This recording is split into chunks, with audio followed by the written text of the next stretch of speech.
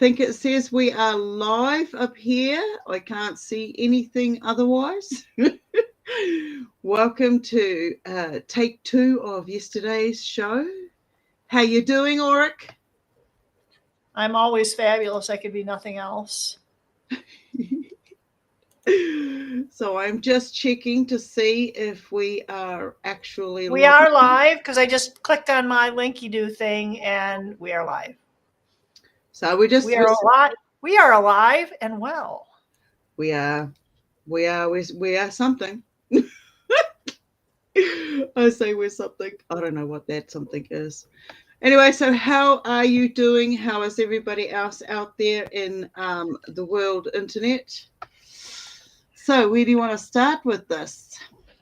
Well, where we left off yesterday, I just wrote down the whole list. And the first thing that was listed after we kind of tanked it last night was invisible chains. Yeah.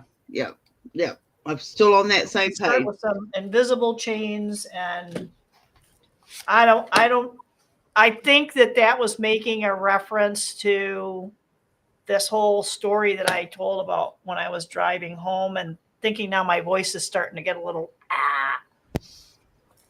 It cleared up this afternoon. It's better, but anyway, driving home, thinking exactly how it was going to plan out because things were just kind of discombobulated, and thinking, I missed the place I wanted to turn around at. And in Michigan, that particular piece of road, you have to do what's called a Michigan left, where you have to go up and around in order to make the left, and then you have to do the UE. So I had to do that. And then as I said, it's like, hey, wait a minute, I'm going to go back on the expressway. So I had to turn around. I wasn't as far down the road as I thought. I just got really distracted, I think. Yeah. So the point was, and I was very much aware, but I didn't, it was almost like I was transported myself in my head to a different piece of the road, like the other side, like the south side of town, rather than I was on the north side. That being said, we started talking about how we've really been discombobulated, and it seems to be commonplace. And then you talked about, we just get our chains yanked. And then too, about feeling like where I was just be standing in the bathroom, washing my hands, in the toilet at work, not washing my hands in the toilet, I'm in the sink. And then I feel like I've been pushed. Yeah. Just nudged at my shoulders. Yep. Yeah. And that was, somebody's yanking on your chain kind of thing. Well, no joke. Yeah. And that happens often enough. When I stand outside with the dog, I will a lot of times feel like I am being pushed. Yeah. Or nudged, so it's almost like we're being asked to start moving. These now have gotten really strong where I've had to take a step. Yeah. To stop myself. So that was kind of the whole idea of invisible chains. Who's controlling the chains? Yeah. And what's the purpose of the control? So I guess that's kind of where we left off. We never really covered that aspect of what, and I don't know if they're necessarily even chains. I mean, some of them could be where you could be getting tugged at. This felt like, and I know yours was kind of dubious, you felt like you were pushed. Oh yeah. I was definitely shoved. That was like, yeah. There was. I really looked at it, and we can turn around and say, oh no, I just simply just lost my footing and skid across how many times have I gotten into that shower? How flat-footed am I? I look at myself and my state of wellness at the time I was getting into the shower. It was an everyday task. And what happens? No. This was like you were stepping in and then something just went boom and both your legs went, in different oh my God, tie me in knots. It was bad. So yeah, when you were saying what's controlling you, what's pushing you, is like, when you're feeling it, what's the conversations that are going on in your head at that particular time? It's like, who are you? Do you ask who is doing it? Why are they doing it? You know that something else is, taking control, or why do we suddenly have brain fog when we know we're set out to do a particular job? We've got the products in our hand to go and do some cleaning, and then we take a step and go, okay, where was I going? Where was I going with this? What am I doing with these objects? And then you take a step. I have to reverse myself. This is part of my OCD. I'll take a step back, take a breath and go, oh, that's right. That's what I'm going to do. And then when I step into that next step, sometimes it's gone again. And so what I'm seeing is, am I stepping into this invisible field? And it slows me down as I'm stepping through it. And as I step through it, because I'm not focused, because I'm not sensing this frequency, it's just my mind went blank. I've talked about the frequencies that we hear when they come in one sound, and as they go past, they come out, and it feels like they come out the other side with nothing, with a different tune. To me, in the early days, I put that down as, okay, a download has just been dumped and I have to now decipher it, put it in the right place, and then use it. So it comes out. Now, I haven't felt that for some time. I'm just getting the high and low pitches and, the big whacks every now and then. So there's something that has changed. These waves have changed. I sort of feel like they are being resourced, manipulated by outside forces out there. So what you're talking about feels like you're kind of describing something external and inorganic. I think the idea of these chains or that sort of prompting that it feels like is beginning to really, really go on is becoming more, I don't want to say aggressive, but it is becoming a little more difficult, significantly more difficult to ignore. This has a couple of different ramifications, though, if we have control over our own body, biome, thoughts, and we're a little more aware of it. Hi, Ange. Yeah, so, and by the way, there was almost no lag to that. No, I noticed that too. Yeah, and I pulled up the YouTube thing here, right? Anyway, but I think the whole thing with the invisible chains too can, with my being led up and down the road where I didn't really need to turn around and I was on the right track, was also possibly a redirection that maybe I wasn't supposed to be in that store at that particular time, or maybe it was to be diverted away from a particular intersection, because that area that I was about to come into, it can get pretty bogged down. And it's kind of funny because it's not really a highly populated area. We're not talking about the city. It's on like the fringe of country land. I got cornfields behind me and whatnot. So that's kind of the setup it is, but there just seems to be a lot of traffic, and it was a lot in that afternoon.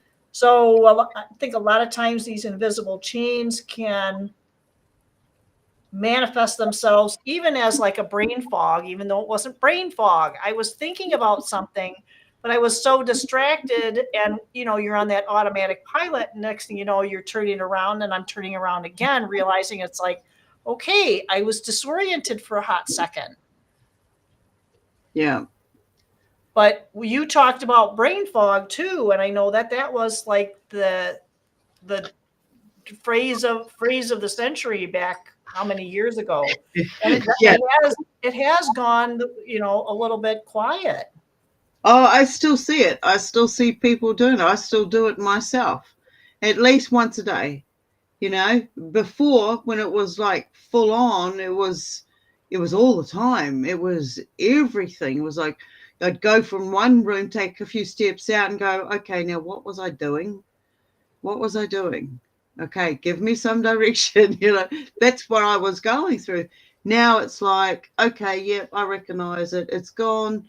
Don't worry about it, and it'll come back. Take a step back, step forward, and it should return. And I'll feel the forces trying to stop me from saying certain things, or it's like I'm not doing this alone. I acknowledge that I'm not doing this alone, and sometimes they will step in and they'll give me directions. It's like there's another path, and their job is to keep me on it. So, and when I want to pull away and have a bit of me time, or look at something else, I can feel those energies pushing me back. It's almost like, well, you've run out of time, you've had your play time, now we have to fast track you for some reason to get you to catch up to speed. So, we get these moments where we go, well, what am I here for? What is it I'm meant to be doing? I'm meant to be doing something, but I don't know what it is. And then all of a sudden you're going full on, and we have to break down the experiences that we're going through, and we're saying it's not happening. We don't know that anything is we're actually doing the journey, we're doing the work, but we're not even aware we're doing it. So when I got that, I know that my journey was about to take me on a trip, possibly to another island or possibly to another country. I was at a certain point where that was it. I was about to fuck off. Oh, excuse my French. I was about to run away. And boom, it happened. Gone. Over I went. No, you can't go anywhere. You got to stay right where you are. And they took my leg up. That's what they did.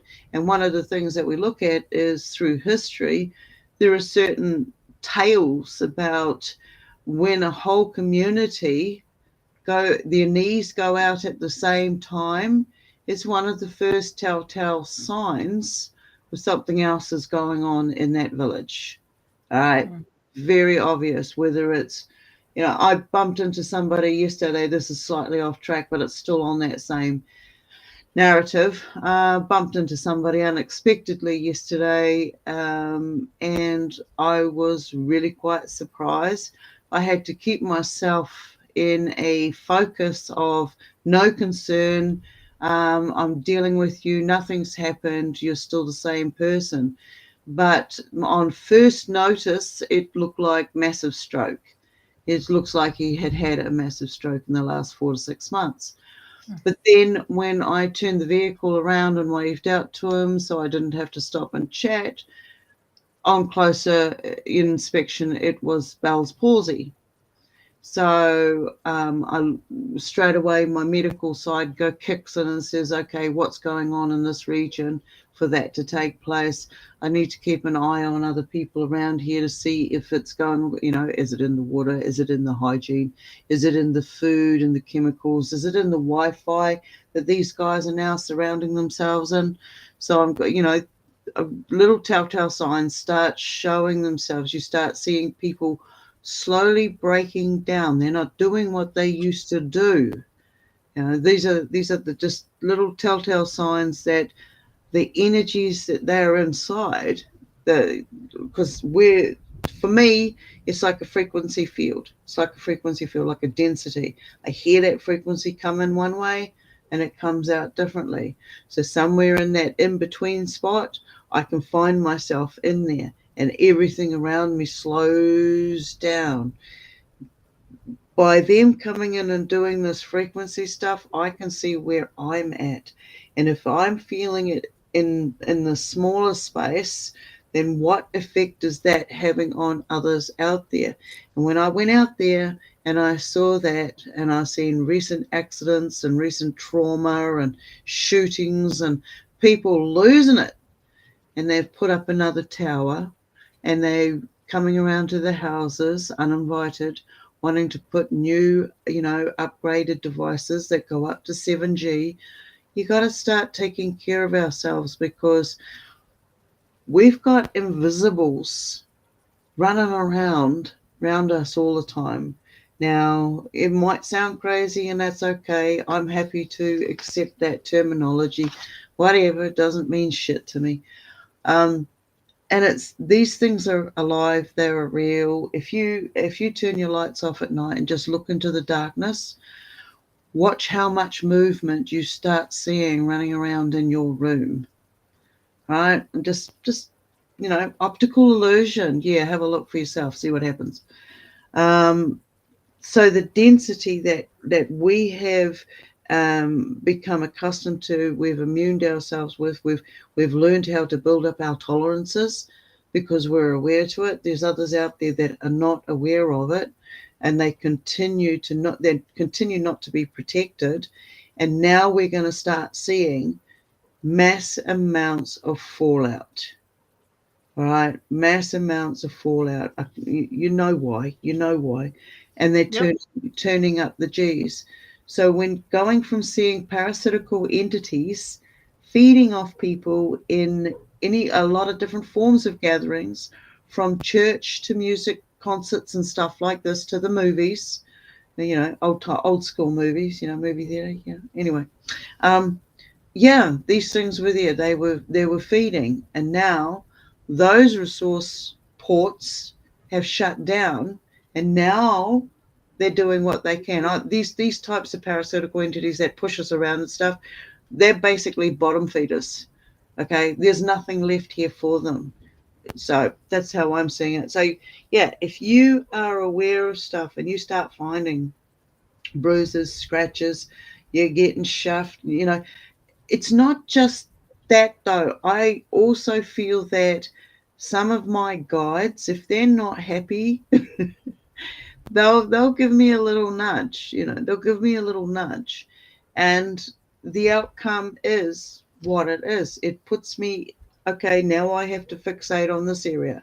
I have to get this side sorted out because I spent too much time in this area or this area. See, it comes back to what we were discussing yesterday, time management. Once we become I have a routine now. Get up, I go, boom, boom, boom, boom, boom, boom, boom, boom, get them all done, get them all out of the way. 1 hour, I've got all my housework done, my vacuuming, all done, sit down, do what I need to do. Okay, what are the messages that are coming in? Oh, now I've got to run out for an emergency. Sweet, I can handle that.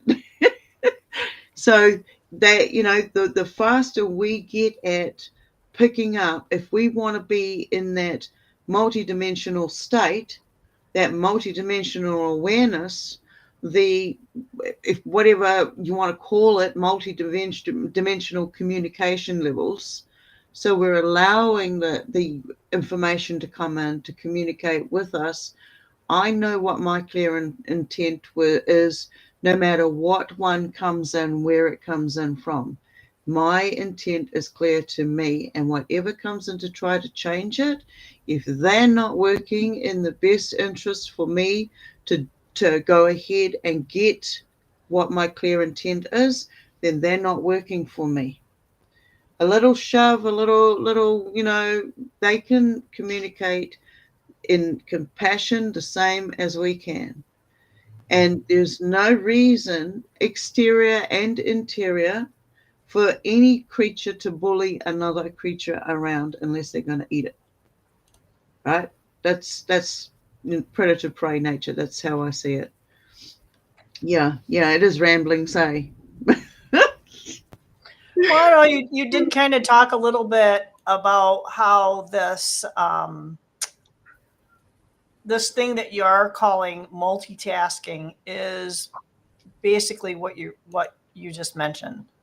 Yeah. Is that you have this level of awareness and you are able to, and here's the thing too, where we physically stand in this here and now does have an effect in other areas. So that's what I find is really, really interesting, is that multitasking, I don't think is what we really don't understand it, because our body does do a lot of different things at the same time, but it's more, you have that automatic system, to put it simply, where your heart and your lungs and all your organs are doing what it needs to do, all managed by, the relay system in your brain and all that kind of stuff, isolina, all that other kind of stuff. But the thing is that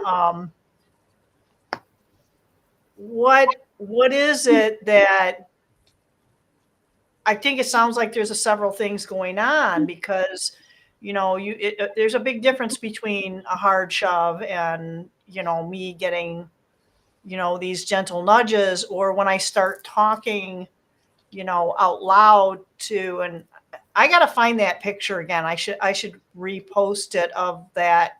It looked like a goddess at night over the garage.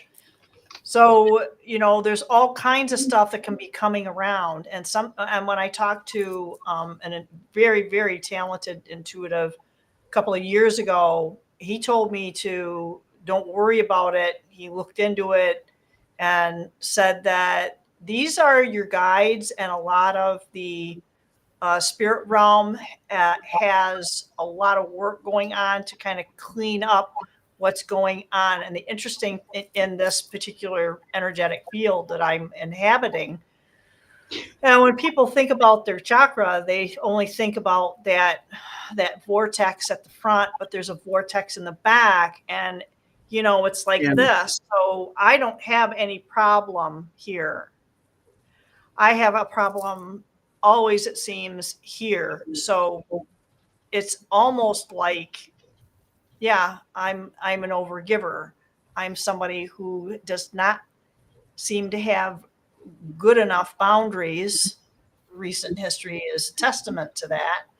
And and this was what I would call, and not really quite a 12-pound hammerhead, but it was definitely a pretty heavy-handed hint to say, hey, you got to be more careful, because things are going to get a little more intense. Oh, yeah. And it's not going to be done quickly. I think it's going to be, for some people, it's going to feel quicker, but for others, it's going to be like this slow rise, and it's going to be, oh crap, I should have taken care of this.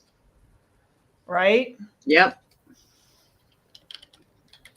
Absolutely. So, I mean, when you get that intuition that you've got to do something. Yep. Do it. I have to say, we're having a joke around here. We don't suffer from paranoia anymore. Okay. We suffer from risk management, risk assessment. Okay. Am I going to slip over on the floor? Do I need to put a handrail up there? Things like this. What do I, well, the power's switched off. Yes. Can't touch that power socket with wet hands. No, it's too sensitive. So who's going to be affected by my actions when I do something? I don't want to be connected to somebody else's adventure. They don't need to go out there and do something because I'm doing it, because I'm involved. They don't need to do that. They go out there and do their own stuff. If I don't want these attachments, then it's like, nah, I don't need them anymore. I don't need them anymore. When I was able to, people will say to me, how have you managed? Literally.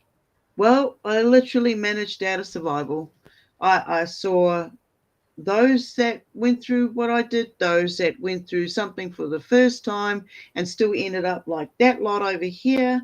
Now, where did I want to be? And then you get those that want all the information so that they can use it against those ones over there next time round.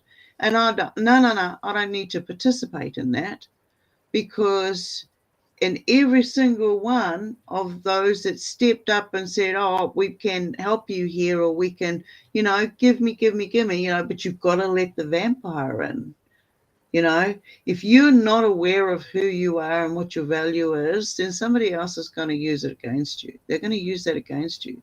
And even where I'm at right now, I know that I'm still getting picked on. I'm still getting pushed to do stuff. I'm still getting hindered to do stuff by these invisible forces. And I've proved to myself time and time again that they really do exist. All right. And it's like when the dragons came to me, the first initial lesson that I got was I said I wouldn't bow down. I'm not going to bow down to anybody. It's a fight, mate. You know, I don't take the knee because it's stuffed. You know, too hard to get back up. No, I'll just roll. I'll just roll. But no, it was like they showed me that there is no loss of self-worth when you bow down. You know, when you can get right with yourself to the point where you have no regrets, you have nothing to forgive out there, you have nothing left to hold you here, you allow yourself that, okay, I'm going to accept my fate. I'm going to bow down, and should you chop my head off or bite it off because you're a giant bloody dragon, well, so be it. And the weird thing was I knew that this was a spirit journey, and I had to step outside of the physical. And I've seen the damage that people can take when they have these out of body experiences and they come back in a little bit damaged. I've seen that. And it's happened to me. And it's taken a long time to heal some of these wounds.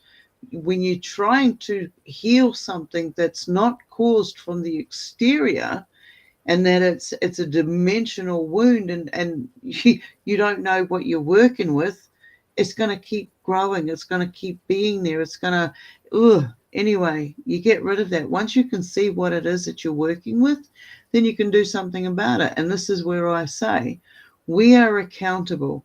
You can't change what you don't know and what you're not aware of. But as soon as you become aware of it, you become accountable for it. So your participation in the actions of it, that's where the whole karma or karma state come in. So which one do you want? I know that I went into the karma state. So I allowed it to sort of like, okay, yep, I feel that wave. I feel that energy. I'm going to stay calm. I'm not going to participate in that person's chaotic state of mind or physical anguish at this point in time. It's not mine. This is where I'm at. You know, we turn around and we can tell these energies and entities around us, we recognize you, and you're not taking it from us anymore. As long as you have that focus, that clear intent, that goal, and it starts with just that little speck goal, then we're just going to keep going. We're just going to keep going with it, and we're going to shine. Okay, we're going to turn that little pebble, that little stone, that little piece of salt into something magnificent. And that's, anyway, sorry, I went off track. It is ramblings. I don't know. I don't even know if it's ramblings. I think it's all even with the brain fog and the invisibles, and just being a little more self-aware is all part of it. I think we're still all going to have things that we're going to kind of come in and out. Yeah. It still feels like that this is just going to be an ongoing challenge to build our mental muscle, if you will, and discipline. The discipline that you mentioned about having that routine, that's going to be important as far as sticking to your plan or program. But the other aspect of that too is when we do have something like that we don't beat ourselves up over if we, have a slip. Exactly. Or a trip. Yeah. That's a substance use. That's an addiction phraseology, but that it gets the point across. You have this thing that you need to stay diligent with, and you slip. You went out and had one with your buddies, and it's like, okay, I slipped, but I'm back on my program, and it's not something that's going to interfere with my disciplines that I have set into place. You might have somebody who just gets a little more involved, and it takes them a while to come back and get back into that program that they had found that worked for them to keep them stable. And I think that is kind of a broad idea of what we can do, even with like for an exercise or an eating regimen or anything like that. It's okay to indulge now and again. If I have a family that are quite prolific drinkers, and when I have one of them look at me and they go to hand me a bottle of alcohol as a gift, it's kind of like they went like this. Literally, they went like, "Oh, are you drinking?" And I said, "Well, no, because I'm driving." "Well, what do you mean?" And it's like, "Oh, I thought you were abstinent." It's like, no. If I want one, I can have one, but I'm not going to sit there and overindulge myself. Of course, it was a freaking gallon, but literally was a gallon of alcohol. But I think the idea is that oh, you don't do it. It's like, it's okay. It's okay if you indulge now and again, whether it's food or alcohol, as long as it's not going to become your way of life and you stop functioning. You lose your way, you lose your disciplines. That's a problem. Or if it's affecting your health, or your safety, that's when things become a problem. And that's not just with alcohol. That's with anything. Your thought life. You're doing too much social media, gambling, whatever it is that you're overindulging in an unhealthy dose. Keep that in mind, because that's going to affect your ability to have that level of discernment when you do have these nudges, pulls, pushes, tugs in the finer energies, right? You're going to facilitate that brain fog. For me, mine was probably sleep deprivation, because I've only been sleeping for probably about, I don't know, maybe 2 to 4 hours at a time. And then I have to get up and go to work. Falling asleep at midnight. And now I have my 4-legged house guest that's thankfully on the floor and not crawling in my lap, that is keeping me up all night. So giving myself that little bit of grace, and I just take the time out. I'm not going anywhere. I have to stay put, because I'm not going to risk going out in the community. Because when you're tired like that, being overly tired with sleep deprivation, it's just like driving drunk. Your Exactly. times drop. And if you're doing these tours that you're not fully aware of what you're doing, you got to be even more on your game. Okay, you've got something else that's like driving you off the normal path that you would take. You are distracted. They're taking you off your natural path. But are they trying to show you something else? What are you seeing when you go these off-road little journeys? What are you seeing? What's showing itself? Are you seeing the environment, or are you just seeing, oh shit, I drove off the wrong way, I'm going to have to get myself back on track? And that's the thing, we have to get back on track. We have to follow the path to get back to the house. So what is going on that is distracting you? Is it external, internal? Is there the voices talking to you? Are you unpacking downloads? Yeah, unpacking the downloads would be a really big one, because sometimes those can take weeks. Yes. You may not have been something that you had experienced. I had a dream that I wrote down, I think in 2020 or 2021, that I am still to this day unpacking things on it. Because I will go back and look at it, and it's like, what the heck? Yeah. And realizing exactly what these things mean. Yeah. So I don't know. I don't know. So that's the same as these beings that have come in, and now they're back in the news. They're everywhere. Everybody's talking about these plasma luminous beings. And I'm kind of concerned for them because of the experiences that I've had with these beings, and they've never been harmful, they've never been malicious, they wanted to communicate, they showed themselves when I thought it was, because I had to investigate and analyze everything. I reached out to heaps of people and there was nobody who could actually say anything. So I had to gather the information myself as if I was the one investigating the whole experience. And it's the same as now. I'm very aware of these beings and how they come in, and I thought that once I'd seen them once, would they come back again and all of that? And I went through all of those stages so I could show people who I was experiencing, etc. I want what I've experienced for the whole world to experience, right? And yeah. Anyway, we'll keep that one for another story. But in these beings showing themselves, they communicated with me a certain frequency. And after all of these years, I have learned that if I want to communicate with them, I just have to think about them. I just have to think about that full in-depth feeling state that I was in when they were right there in my room, showing me what they were showing me. So having these beings around us, we're gonna, this thing about the whole Beetlejuice, Beetlejuice, whatever it is. And then he pops in an invisible friend from childhood days. We've all had something. We've all had something. Some of us have seen our toys move. Some of us have seen doors open or things running around the corners of the room or little grey people. And that's what they were. They were grey people.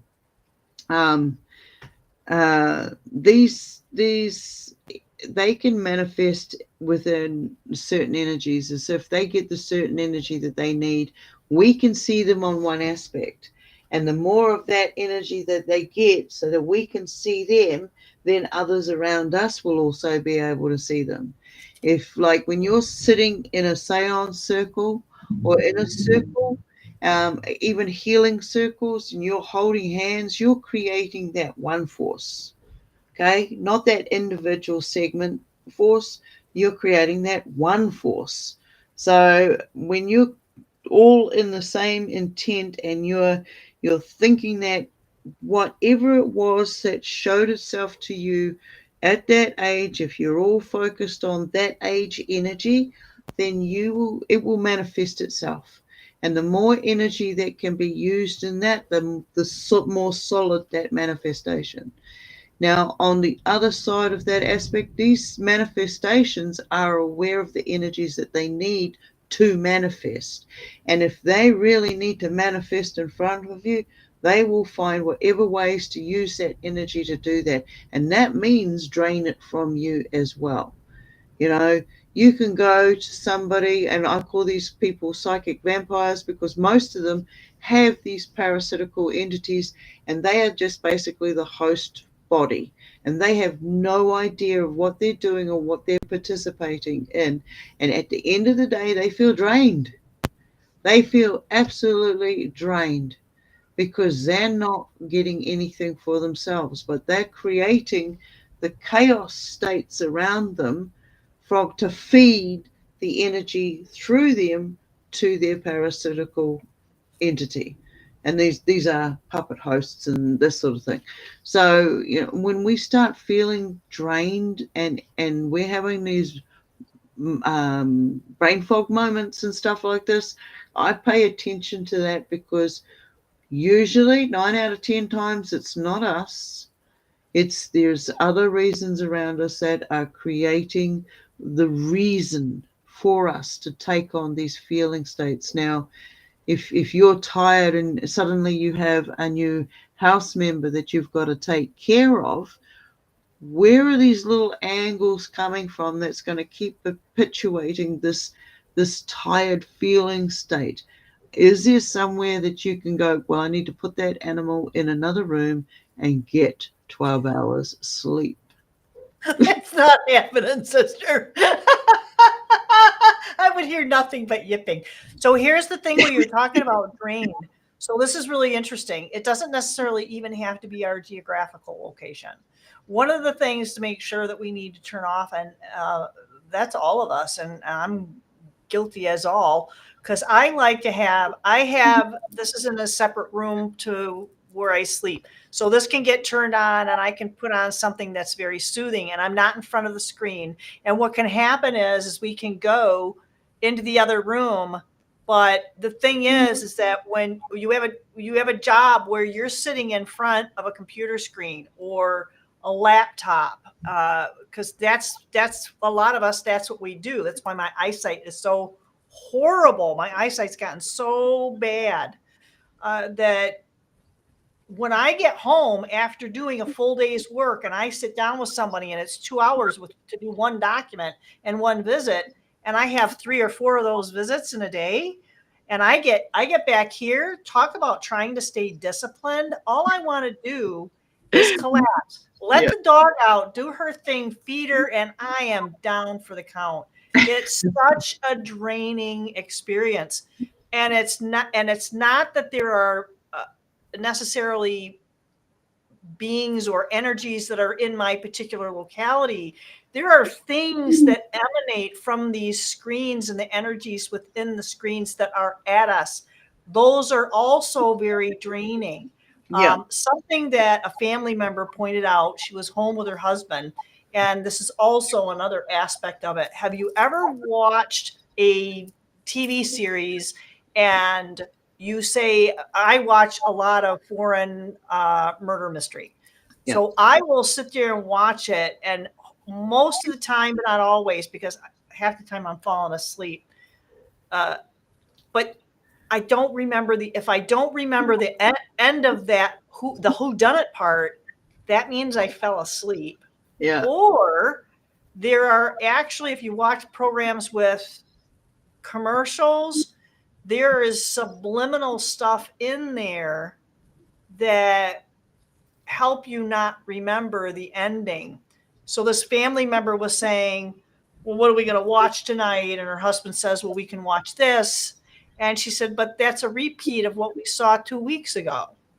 Because she'll be up and doing things around and he's watching the program start to finish, right? Yeah. She's not.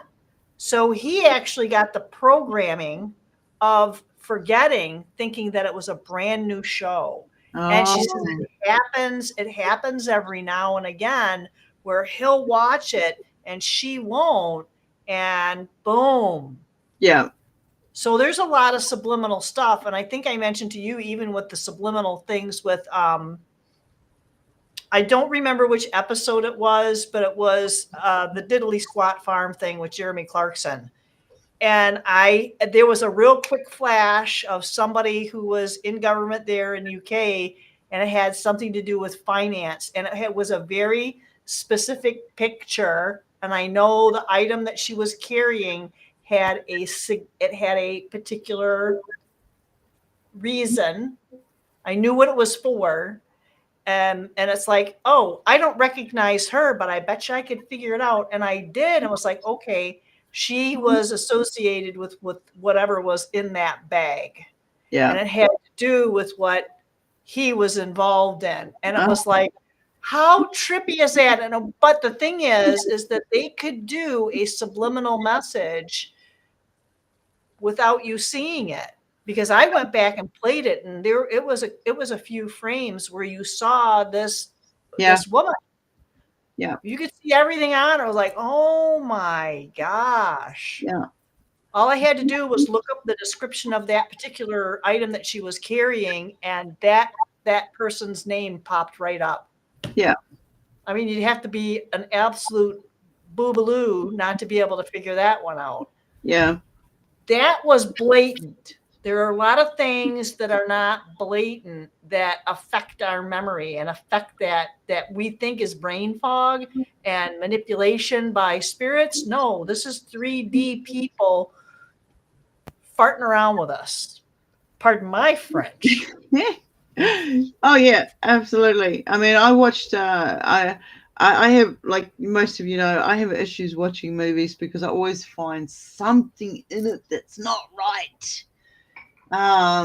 and my superpower is one of my super abilities is I can watch a movie, like you were saying, or an episode or something, and boom, it's gone out of my mind. I don't need to store it there. It's not. There's no room. Delete. So it's gone, and then I will totally wipe it out of my mind because it's not something I need to worry about. And then somebody will say, "Oh, let's watch this movie. Have you seen it?" And I'll be like, "Oh, I'm sorry, I don't know the name of it." And it's the same as people too. They'll mention certain people. Do you know this person? I'm like, no, no, no, no. And then I'll be like, oh, I do recognize the name. I don't know where I recognize it. And then boom, just a keyword or something will bring it straight back. But if I'm not working in that field constantly and I don't need to hold on to that. This comes back to me back in the about 2012, 2010, 2012, when I started getting a lot of really a lot of activity going on.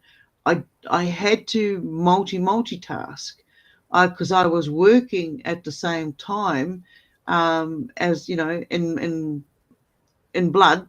Okay, I was working in bloods in the lab, and I was You were a phlebotomist, right? yes, a living vampire. Yes, I was.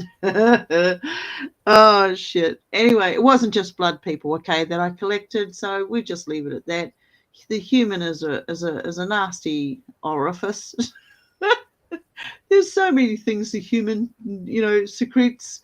Anyway, we're moving on from chemistry. We don't need to go into biology. Um, but see, now you threw me off.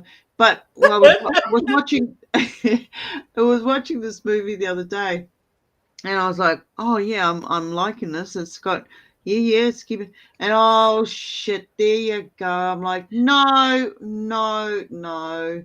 We're like 5 minutes into it, and the housemate's like, "Oh shit, what is it now?" I'm like, "There's a real person standing in there in real clothing. They're not in garb." I've been on set. You call it garb or kit when you're. Anyway, he's, no, you're wrong, you're wrong. I'm like, no, my brain won't let me do it. I have to go back to C. So push that button a couple of and then slow it right down, and there you go. Boom, I'm right.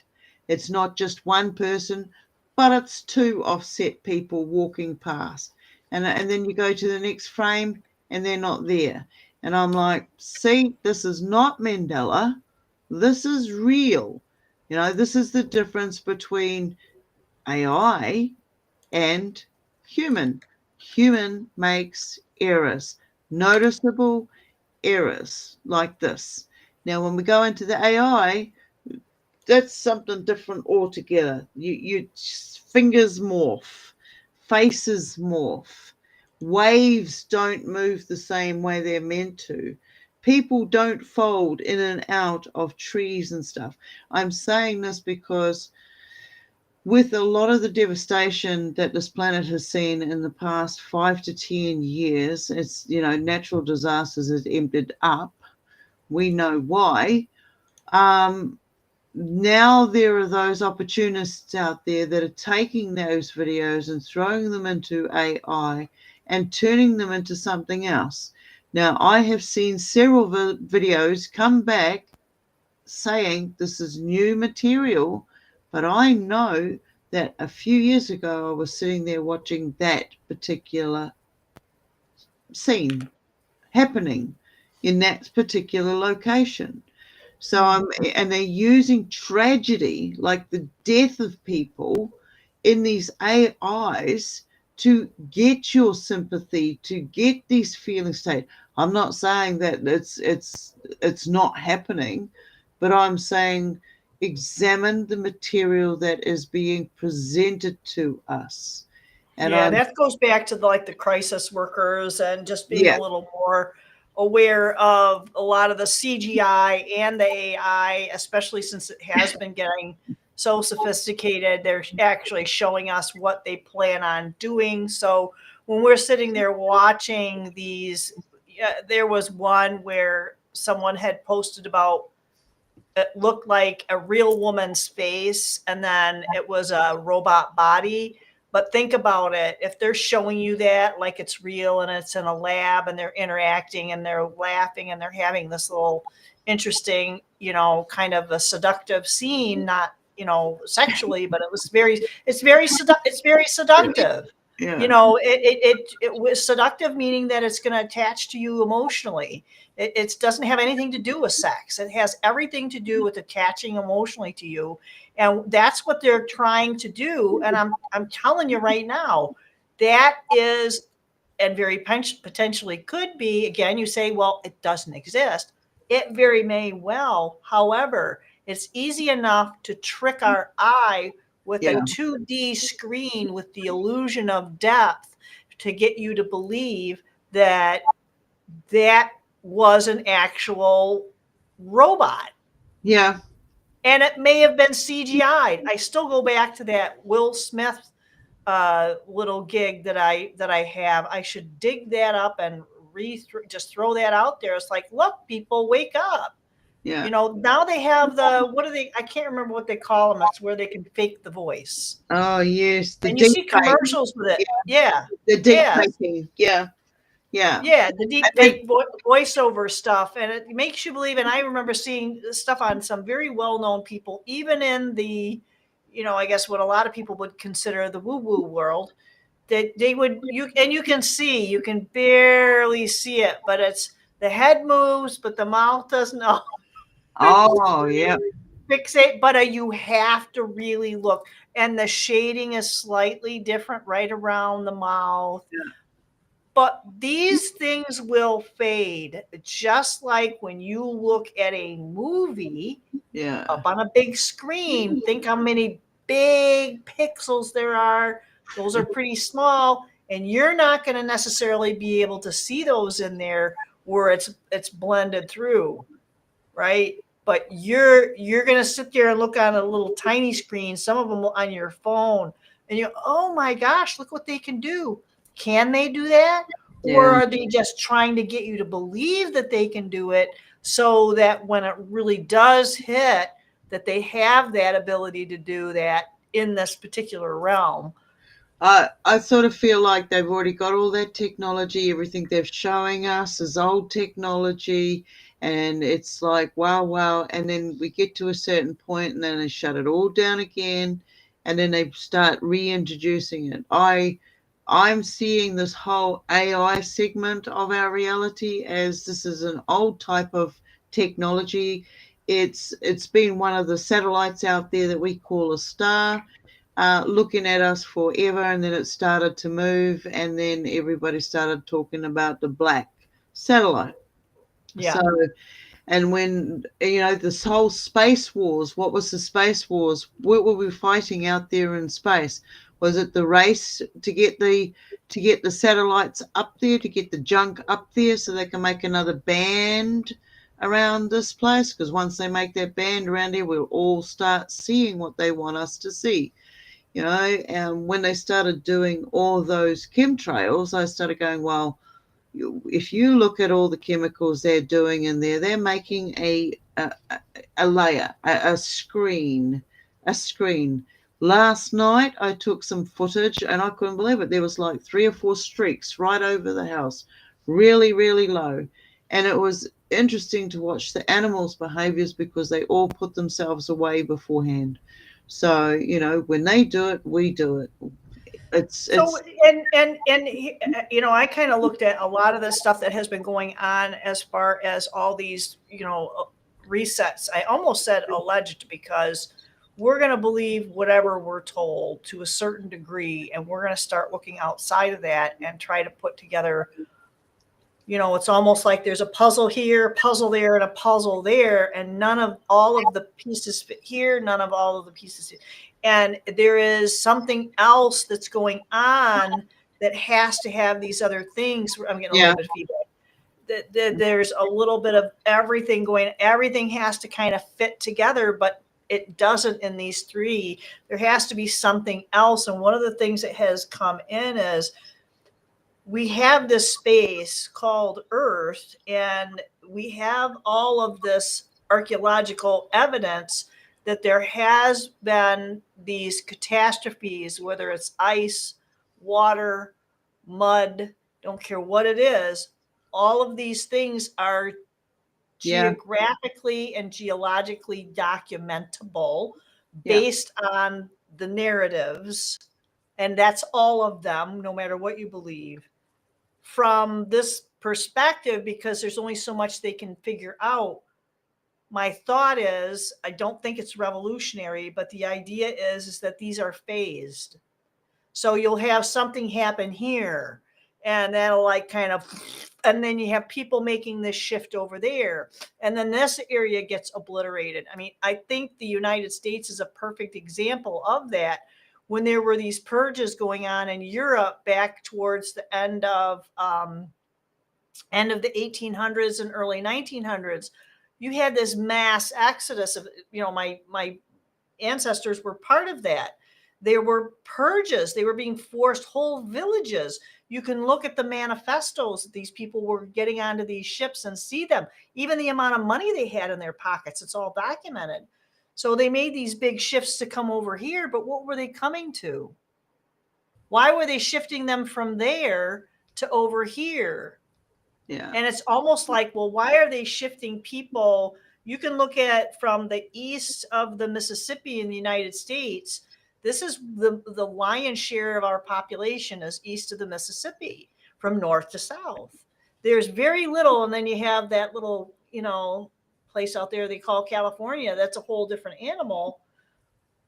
But this area that I'm in, we get these blasts, and they have people that will watch these waves, and the waves will be of the EMF and the ELF. It'll just be these waves of just surges. Yeah. We're being bathed in this radiation, and it's almost every night. Yeah. And it affects all of it. It affects our sleep, and usually it's like 2 or 3 in the morning. So if you're waking up at that time, a lot of times that's what that is. I mean, you can take. I've done a little bit here in the house, because it does have. I want my house to be dumb. I don't want it to be smarter than me, so I don't have smart devices. But the township does. Yeah. They have their devices. The power company, they have their smart device. And a whole hell of a lot I can do about that, other than move.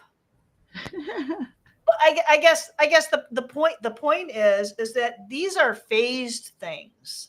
These are things that they'll do in phases to kind of, socially and geographically manipulate. Yeah. Shape. It's like behavior shaping. They do that to us all the time. Behavior shape. It takes years to do behavior shaping, but it works. Yeah. But I think it's definitely phased. I don't think it's going to happen all at once. So if there are all these things happening over in Europe, we had a totally different experience over here. When 9/11 happened, we had a totally different experience here than the rest of the world. Yeah. That changed all of us. Hi, Arizona. It changed all of us and how we carried out our lives and what we were willing to do based on a fear-driven policy that people were willing to acquiesce their powers. They would have done it anyway. Okay. Yeah. Don't blame yourself. They would have done it one way or the other. This was just an easier way for them to do it. And a lot of that, sorry guys, a lot of people died, but a lot of people that they said that are gone are not. It was just a totally different ball game. I think there's a lot of evidence and documentation to say that, again, the people have been duped. Yeah. So just big time duped. But what you're saying about the resets, I love playing with his story. Okay. I love playing with it. And there's a lot of what I call repeated patterns. We've got the floods, we've got the fires. First of all, they see the white long snakes across the sky, or the sky signs, the thundering dragons that leave those trails behind them. And then you get all these fires and storms and stuff. And then you get the rains that come. And because there's nothing holding the land together whatsoever, these become mudslides. These become, massive shakes start happening. I was in a back in 2010ish or a little bit earlier than that. I've got to go back through my records to find the exact date, but I was protesting with others along the west coast beaches of New Zealand.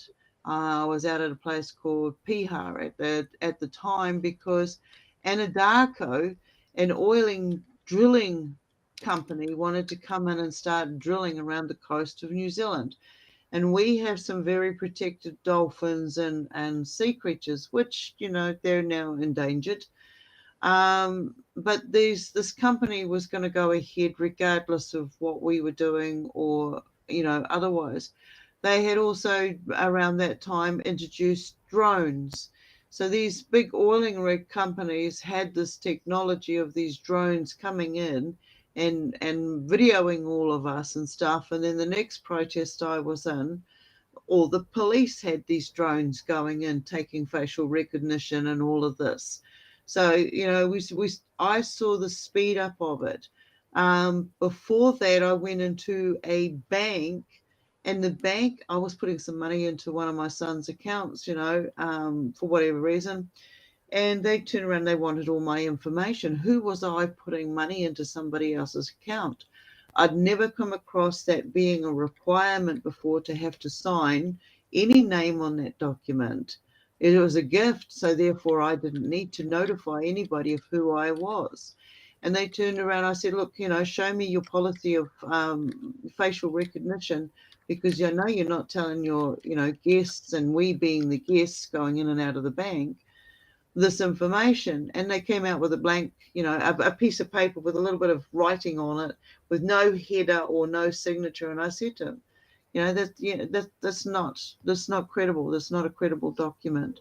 So I wrote something crazy on the deposit slip, and I walked out and I said, put that to your facial recognition.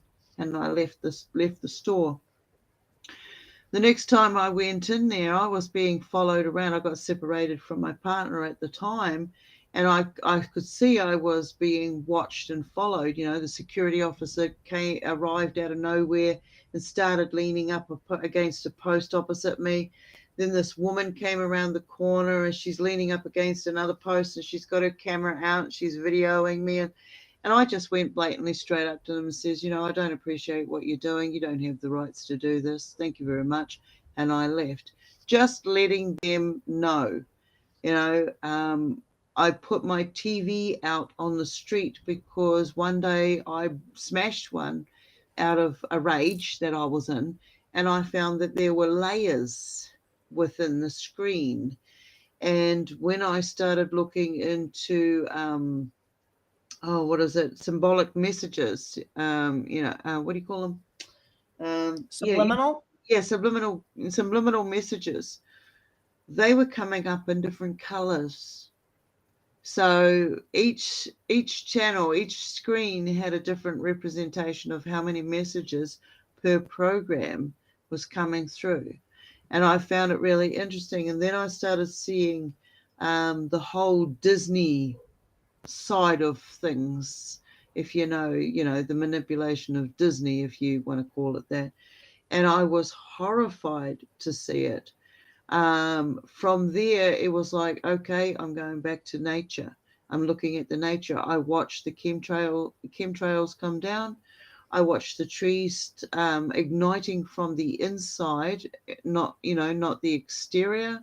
I grew up with a family who lived and worked in forestries, going around pruning trees, trimming them down, knowing where the resin was, the whole factor of how a tree burns from the bark inwards, to discovering the different elements that are coming out of these chemtrails.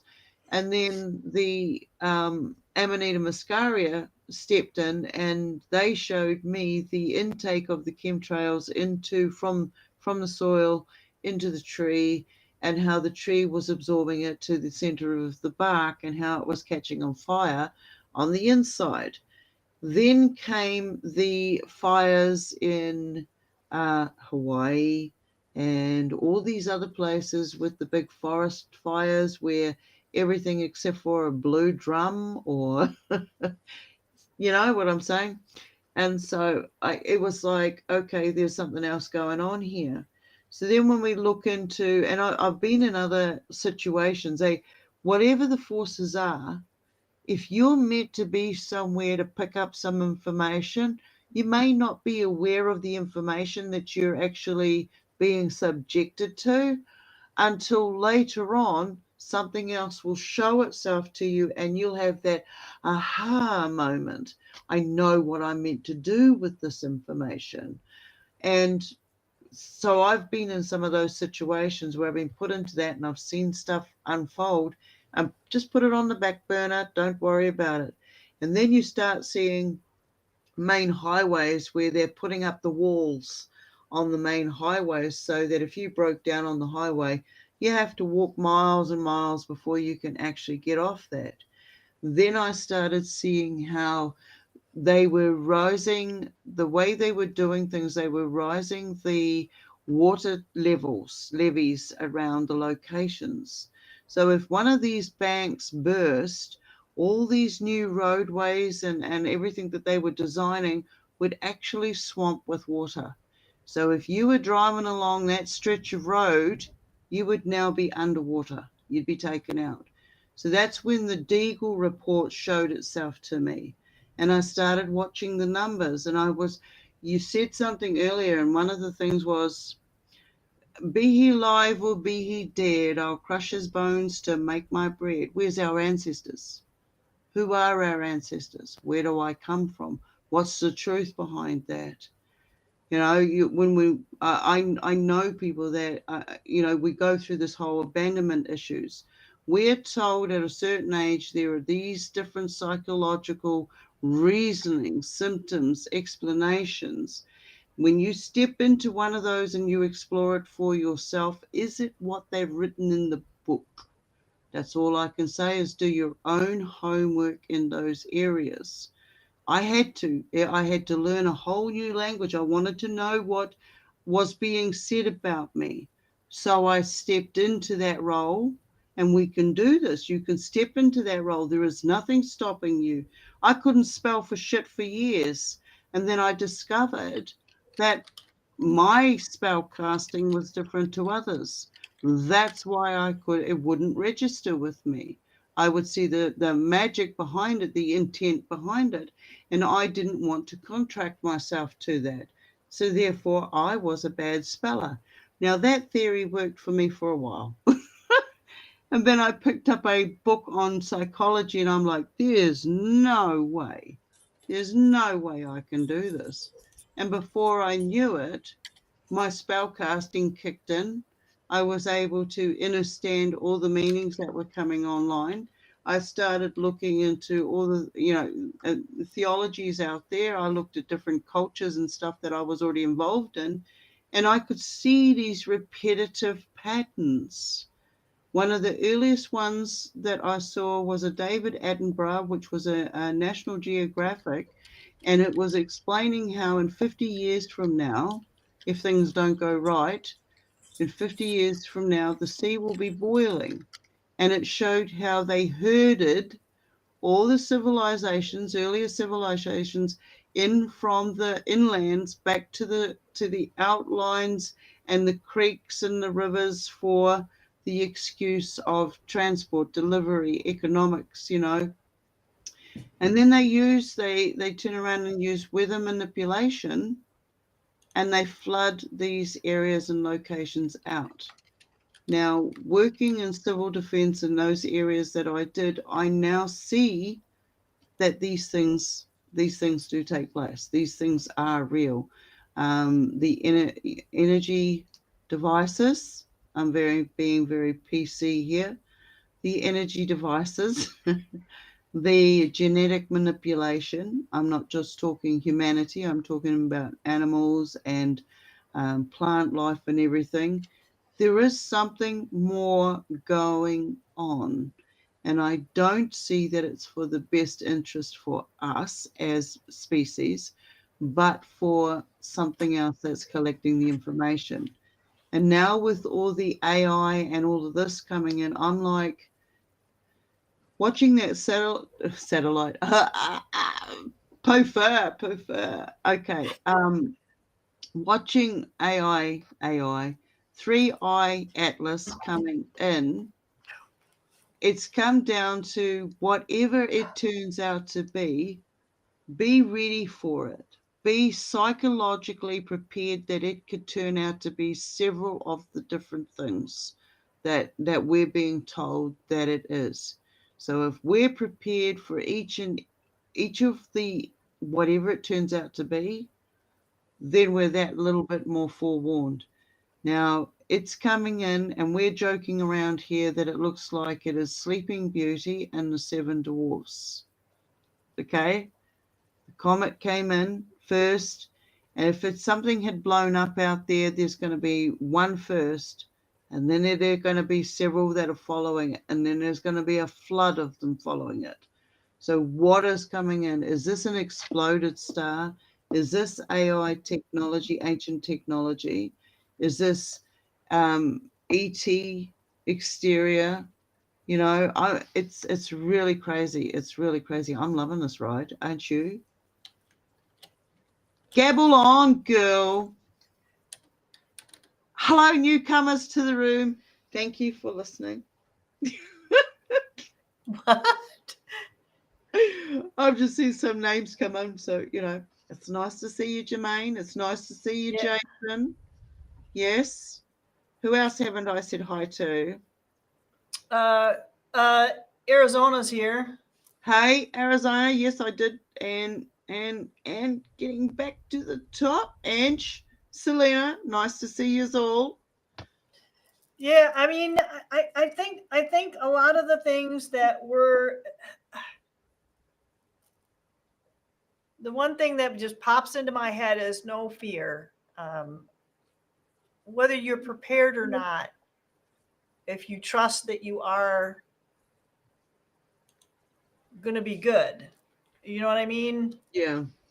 That you've done everything that you can. Yeah. Okay, so there's Melissa popped in, but I think she's over on a different channel. Okay. She's in Hello, Kauai. Nice of you to come in. She's not gonna pop up on our thing, but yeah, wanted to make sure that she's gonna pop. Yeah, because we can't add to the chat that we have inside the restream, but I can only see the one on my side, not on the one on your side. Anyway, it's kind of a weird gig that we got. I think you should be. Okay. Well, I can. I think she's over on your channel, and I'm looking at my one. Okay. Right. So you have to. Yep. I'm only monitoring the one side, but anyway, I see it. The whole subliminal thing and even just being aware of it can make a huge difference and be really, really helpful. And I don't want to say being accepting of it, but just acknowledging that it's a possibility. Because there is a man, oh gosh, I can't ever remember his name. He's probably is his name Chase or something like that. I believe he's done he's done a lot of interrogation with like the FBI, CIA. He teaches classes on how to do it, and he said, I saw a little clip that he did that I thought was really, really interesting, and is that he said he is as good as he is at his job. He's very, very skilled at being able to detect these micro expressions and movements during a dialogue, I have never seen anybody as good as I've heard this guy. Maybe it's just because he's good at explaining, and he'll play the little videos. And these are real deal people. Real deal. I mean, it could be public figures, like major US public figures. It could be people who have reported children missing, and he can pick up these micro expressions, and I'm just blown away. It's like, oh my gosh, you would Yeah. just so really not notice that at all. But with watching this guy over the last probably 6 months, it's like, this is going to be hugely helpful for me in the position I'm currently in. And just being able to protect yourself, it's got nothing to do with really what's going on. Are they telling me the truth or not? It goes way beyond that. It's keeping me Yeah. safe. It's my big thing right now. But the interesting thing that he said is that with all of these things that he sees, like on social media and this, that, and the other, he says, you have to remember, I'm not immune to this. Yeah. And it's like, wow, he's totally aware. He said, I buy the stupidest things off of TikTok. And you know, it's just really funny to hear him be so transparent about it. But that's the fact. No matter how skilled we are, clearly this man is very good at his job. All of us should have the humility to realize that we can all get duped. And hey, case in point, I think I do a pretty good job. I think I'm reasonably skilled at what I do. And when I'm standing at the front desk waiting for somebody to show up, and Yeah. the front desk ladies, they will just make comments of, oh, all your people, they just absolutely love you. And I turn and I look at them like, well, thank you. That's a really nice thing to say. Because I have clients that I've had before who come in and ask about me, and they haven't seen me in a year or so. How's Deb? And I was like, please don't answer their question. And then they'll say that. It's like, yeah, they always want to know, make sure you're doing well. I said, well, that's really nice. Thanks. She goes, yes, they all really love you. And I said, yeah, they all really love me until they hate me. And they laugh. And it's like, serious. Yeah. I mean, how many times do we have this little wicked, you know, we love you, and we can just flip that card, baby, and it's that quick. Where it's like that frickin' wreck, we turn into Fred Flintstone, and away we go. We're off to the races, and we're ready to tear that guy a new one because of blah blah blah. And it's like, oh, am I turning into one of them? Exactly. We don't want to do that. That's why I say, Catch out.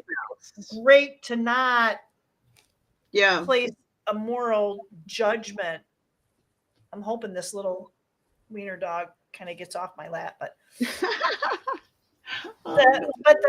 the whole thing is that, you know, once we're aware of all of the things that we are exposed to, no matter how skilled we are, no matter how prepared we are still vulnerable enough that we can fall.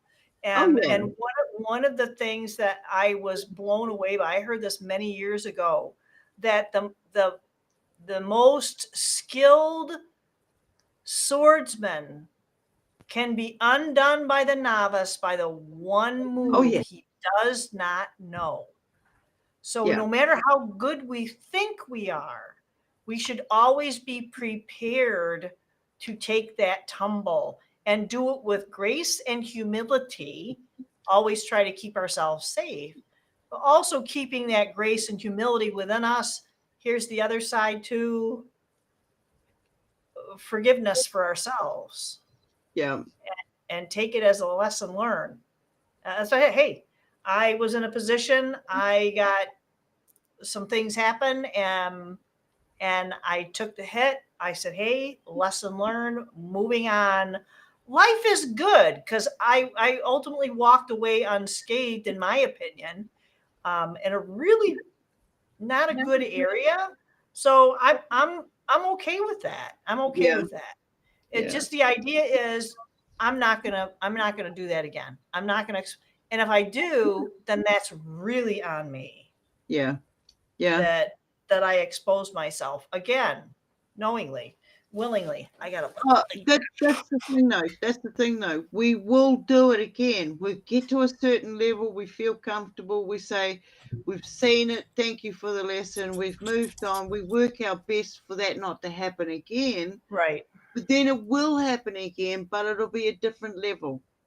There'll Right. be, there'll be different, Right. different information will come your way from that experience, because the person that you're now exchanging that experience with will also be at a different level as well, because you've already set it that you're not going to go back and do what you did with that energy that you recognized. So coming into doing it again with a different energy, a different person has a different energy, but the experience is just that next level. The amount of times that this has happened, it's like it's gotten to the stage where what I know now in comparison to what I knew a year ago and then what I knew 10 years ago is at such a fast rate that I now no longer need to question it. I just know that I'm experiencing it and I log it. Okay, I write it down so that when it starts to show itself, I can see where I'm at on that level. When I first started, I was a berserker. Okay, you know, okay, I smacked somebody in the face with they were wearing glasses because they told me I wouldn't hit them, but there were a really violent situation that took place beforehand that pushed my button. Sorry, I shouldn't have laughed, but you know what I mean? That's like so freaking class.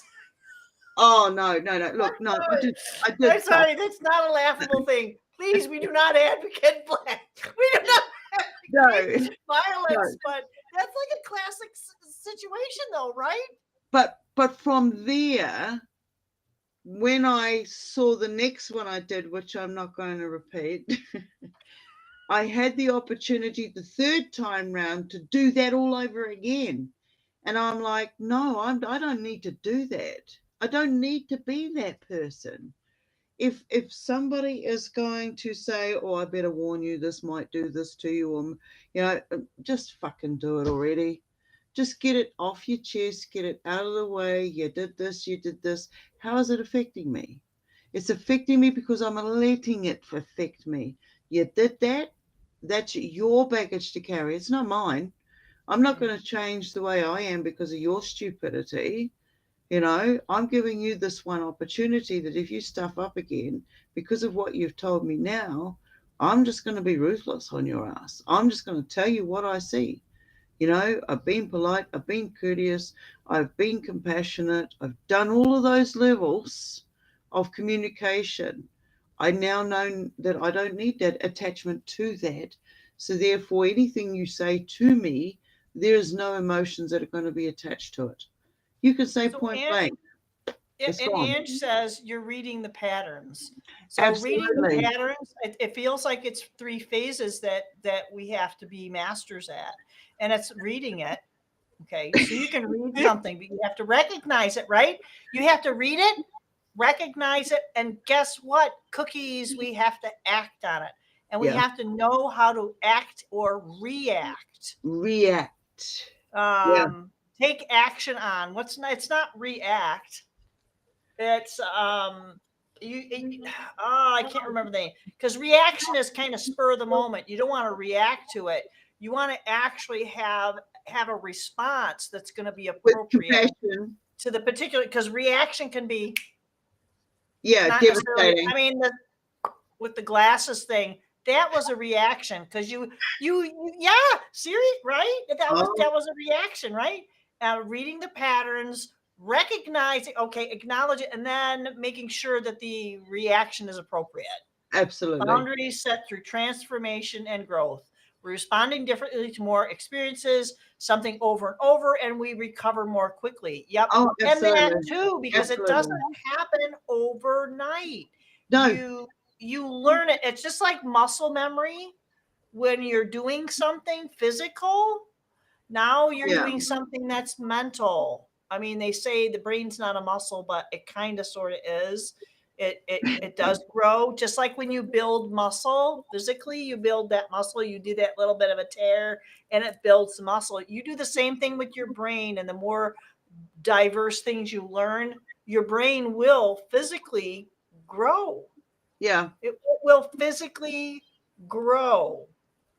So Yeah. yeah, exactly that. Reading the patterns, recognizing them, and taking the appropriate action. It does. It moves faster. It gets It faster and does. faster. When you go, okay, I've got you, you stick in your self-discipline. Okay. So you get up, you get your list done. Boom. You've achieved your first goal. And the first part is, what is my first goal? Make the bed. Make that bed. Pull it up, make it nice, feel good about it. Then everything else you do, you've achieved your goal for the day. So you can leave your house with a smile on it. No matter what else comes your way, you've already built up that force field of, yeah, I can do this. So yeah, that's right. So setting your boundaries, knowing your protocol, knowing what your toleration levels are going to be. Do your jobs, get them out of the way, feel good about the rest of the day is yours.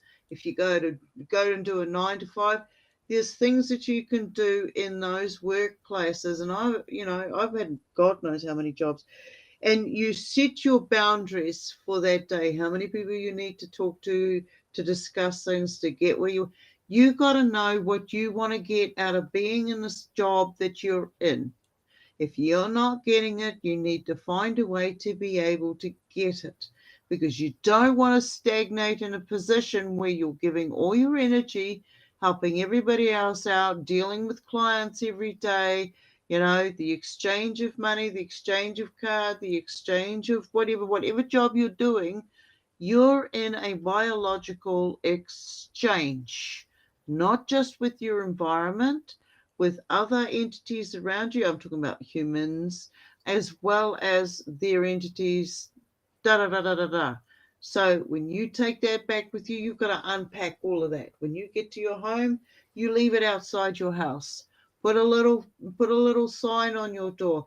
Put a little bell on your door. Whatever token you need to put on that door to remind you to leave your chaos at the door. You don't bring it into your environment. You're creating that environment for you to enhance yourself, for you to enhance your levels of communication. This is your safe zone, so you've got to create it as such.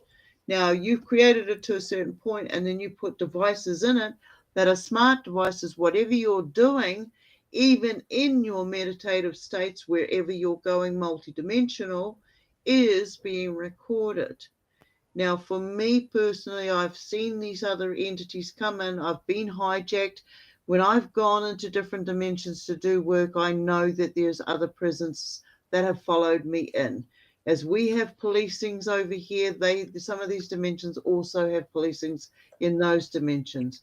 So we take accountability for our actions when we're outside of our safe zone, when we're in our safe zone. When I'm forever making sure that my security is important. That means my multidimensional self, anything that I'm learning here, anything that I'm practicing here is enhancing another version of myself in those other realms, those other dimensions. So if I can learn it over there, then I can learn it here, and we can share our responsibility so we make this incarnation better. We don't lose connection with what's going on in these dimensions, because from time to time we step in there and they step in here. We talk about those moments of deja vu. Oh, I've been here. I know what this is.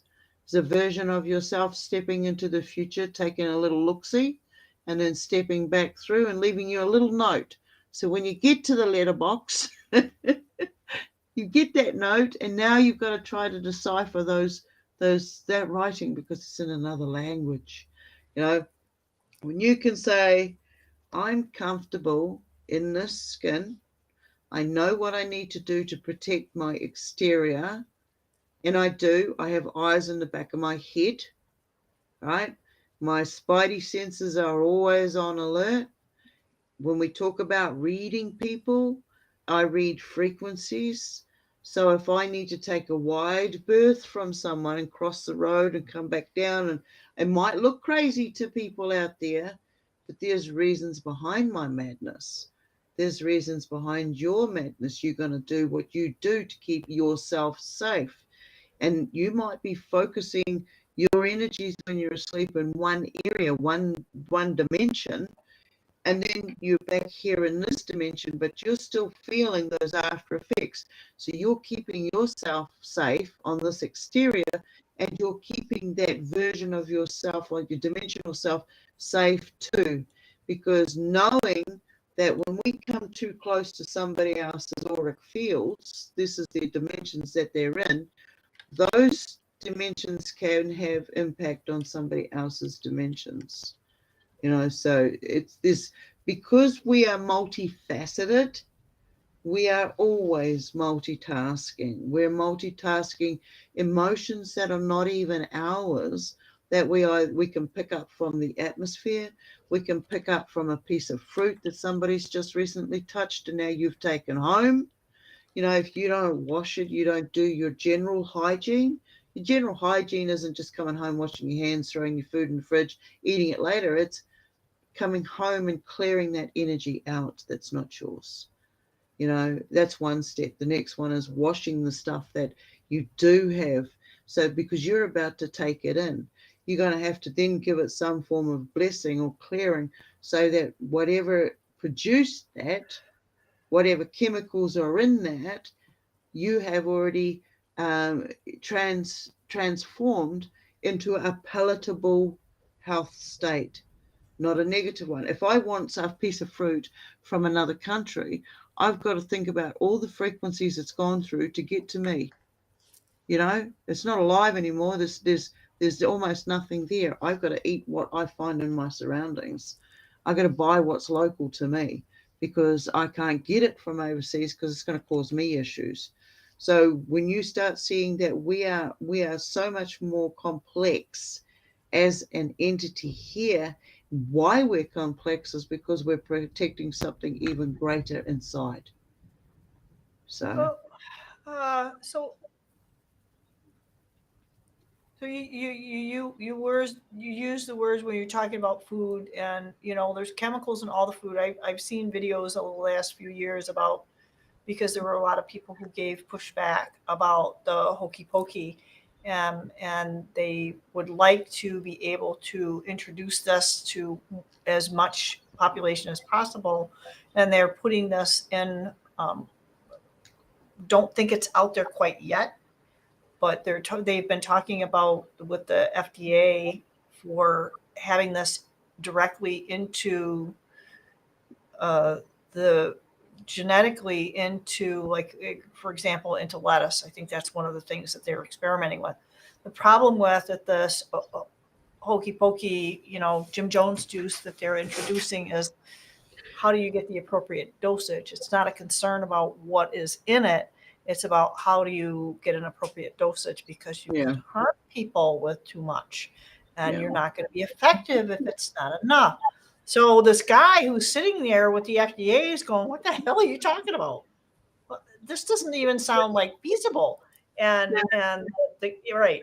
So I guess that the thing is that something's always going to be there. Something's always going to be, I don't want to say malevolent, but something that's not going to necessarily be, I don't even want to say in our best interest, but it's going to be something that's not going to be helpful or healthful inducing to our biome. So, and you use prayer if you have to use prayer. Use whatever mantra if you use a mantra. Use whatever it is that you can visualize that's going to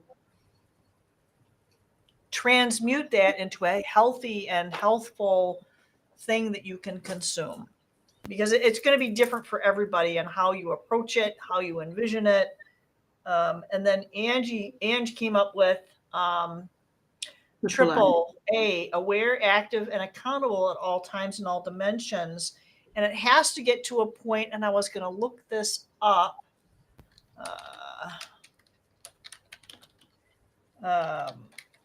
Give me a second here. So it has to be, so we have this, our body works on a whole lot of different stimuli, I guess. Yeah. And And when we have this thing, we have to get adept at it. And I guess it goes back to what we were talking earlier with the muscle memory sort of a thing. And it's not muscle per se, but it's part of our nervous system. And if we can have an autonomic, it's like a reflex. We have to have something that's like a reflex, but it can be from an internal. So we have something that's spontaneous. When something comes at us, in us, through us, we have to be in tune with the idea of whatever it is. Yep. And that we're able to manage that appropriately and effectively. Yeah. It's almost like we are the immune system for ourselves. Absolutely. Absolutely. So we are the autonomic immune system, part of our nervous system. We are a nervous system. We're part of it. So if we take that in and we realize that power that we have to be able to do that, again, with the triple A's that Angie mentioned, that we have that ability to do it, to make it autonomic. It's not something we have to sit down and maybe at first we would have to go through that, ritual, if you will, but it'll get to the point where it's autonomic. It's something that's just part of us, and it takes care of the job, and it just does it, and it's not a concern anymore. Yeah. It's just like, if you have something, something fluffy coming at you and you don't want it to get in your mouth or your eye, you just go and you just blow it off. Right? I mean, it's just done and dusted. So I don't know if I kind of went off the rambling side of things. I mean, I hopefully that kind of gets the idea across that's what we're really talking about is the amazing control that we have over our lives, over our biome, over everything, what happens to us, what happens to, and if that's going to affect us, then it's going to affect other people. So we got to take our power back. And if we want something different to happen, we have to do something different. Yeah. Yeah. You're always going to get what you always got if you keep doing what you keep doing. We've got to get in there and go, okay, well, I want something different. What do you want to be this year? What do you want to do this year with your life? So what are the steps that you need to take to get to that stage? Even if you don't achieve it all, but you can still take a step. Now, I want to be like, I can imagine me wearing Viking clothes for the rest of my life. I can imagine me wearing a toga and having superpowers and just leave me alone. Just leave me alone. As long as I've got my, fruit trees around me, I know what I need to harvest. And when you start taking accountability for your actions, you see that we don't actually eat a hell of a lot of stuff. We indulge more than we actually need to. We know we can live without those indulgence. And it comes down to like what you're saying, when we go to do our positive affirmations with our water, whatever substance we put into our system, if we are giving thanks to what we are about to receive, and you have that affirmation of what you think it is you're receiving, and you put that into your system, you turn that into your holy grail. You turn that into your magic elixir, so that when you're putting it in, you are putting in the most positive outcome to that food, that plant, that meal that somebody else put in front of you. It gets to a point where, I make the food. I do all the cooking and the stuff around here. And the food part of it is an art. It's an art form. I know what the food's saying to me. I know how much salt to use, if to use salt. I know what spices to mix with what ingredients. And it's like, okay, I need to wash this in baking soda because it likes to absorb toxins, but I want to eat this plant, but I don't want to ingest these toxins. So I need to soak my celery in baking soda water first, so that it's removed all that shit, and then I can enjoy a piece of clean vegetable. There's all these different levels, and when you start communicating with the food that you're putting in, you start communicating with the water and the drinks the liquids that you're putting in, your body starts absorbing it the way that you're intending it to come in. So you become a healing fountain that can heal thyself, and then by your touch you heal others around you. And it is, when you are able to do that, that becomes your everyday life. It doesn't take much energy to keep it going. And then you find you add another level to that, and you're hearing more communication coming in. But you've got to, like you're saying, set those areas that you want to discover about you. Set your boundaries and your protocol. Set the levels of acceptance, what you're going to allow come in and pollute you. If you invite someone into your space, if you are in a relationship and they invite somebody in and you have a negative feeling or vibe about them, and it has an effect on the way that you communicate, try communicating something different. And like one of the things I started doing was with this whole spell casting, it's the power of words. Okay, it's phonics. You change the phonics of the word. We have words that sound the same all the time, but whether it's good or bad, it's going to create the same energy. It's about the harnessing of that energy. So if you find one word that is said, like it has 3 or 4 meanings to it, is written 3 or 4 different ways, it's still harnessing the same energy, you start going, oh, when I go to use, I can't use that word anymore. I have to find something else that relates to that word. Yep. So here's taking it to the next level. So one of the things that has hit me several times driving home from work, I had a really good conversation with Augie Noss not so, it was a few Yep. months ago, about the fact that in rush hour traffic, I don't have a long drive and it's long enough. And I had all of a sudden a wave of gratitude that was so much gratitude that it brought tears to my eyes. And I just kept thinking, don't cry because you're in rush hour traffic. Just keep driving, don't cry. And I did. I had tears welling up my eyes, and the only thing that I could, it was a feeling. There were 0 words attached to any of this. And it feels like this is what we need to embody to get beyond the language to who and what we were before this thing that they're even calling language. So back many years ago, I studied Spanish for like 3 years.